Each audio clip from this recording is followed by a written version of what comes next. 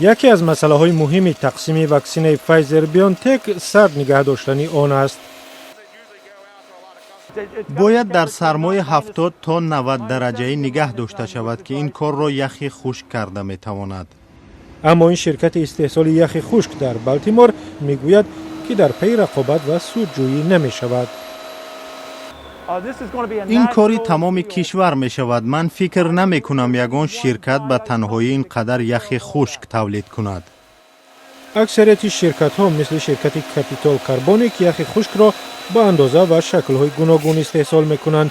با فایزر و دیگر آفرندگان واکسن نه قرص های معمولی بلکه خردتری یخ خشک ضرور می شود. این قرص ها نظر به قرص های معمولی در قوطی خوبتر جای می گیرند. این قرص ها را بسیاری از پژوهشگران طبی به کار می برند.